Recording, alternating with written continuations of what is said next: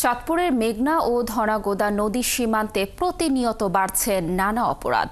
চাঁদাবাজি, হয়রানি সহ অবাধে চলছে মাদকের কারবার। এলাকার লোকজনের অভিযোগ, এসব করছে খুব পরিচিত সংঘবদ্ধ একটি চক্র, আর চক্রটি তাদের এই কাজে পুরুষের সাথে নারীদেরও ব্যবহার করছে। আলামিন ভুইয়ার তথ্য ছবিতে প্রতিবেদন। চাঁদপুর ও মুন্সিগঞ্জের সীমান্ত এলাকা মেঘনা ও ধনাগোদা নদী। দাপ্তরিক কাজ ছাড়া বাকি সব কাজেই চাঁদপুরের মতলব উত্তর উপজেলার লোকজন মুন্সিগঞ্জের গজারিয়ার নৌপথ ব্যবহার করেন, আর এই সুযোগ নিয়েই এখানে চলছে নানা অপরাধ।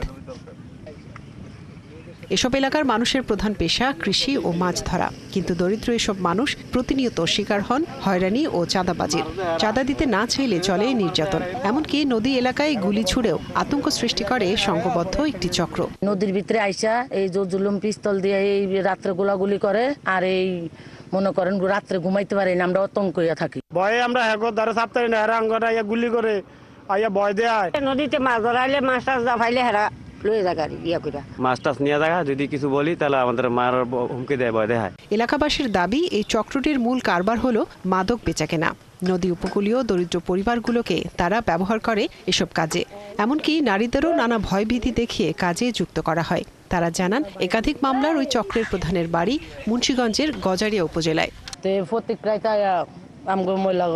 ডর ভয় পাই, পুলিশের দ্বারা জামা হেও যাইতে হুমকি দেয়, দামকি দেয়, পিস্তল দিয়া মাইরে লেবো গুলি করে। আমার ঘরে দুটা মোবাইল আছে, মোবাইল দুটা নিয়ে আমার মেয়ের নামে কথা কুকথা মোবাইলে দেশে দেশে ছুটাইছে। বেলতলি আবাসনের এবং সদাগর বাড়ির মেয়েদের অনেক উত্তপ্ত করে, ইয়াবা বেচার জন্য ওনাদের ছবি টবি নিয়ে জিম্মি করিয়া সে এই ব্যবসা চালায়।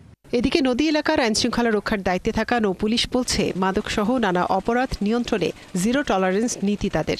এই চক্রের সন্ধান তারা জানেন, খুব শিগগিরই প্রধানসহ গোটা দলটিকে আইনের আওতায় আনা হবে। যে কেউই মাদকের সাথে জড়িত থাকুক না কেন, তাদের সকলের বিরুদ্ধে একই ব্যবস্থা নেওয়া হবে এবং এই বিষয়ে আমরা দৃঢ় প্রতিজ্ঞ এবং বদ্ধপরিকর। নদী পাড়ের মানুষগুলো বলছেন, প্রায় সময় অভিযান চালিয়ে অপরাধ চক্রের সদস্যদের আগেও গ্রেপ্তার করা হয়েছে, কিন্তু দৌরাত্ম্য কমেনি।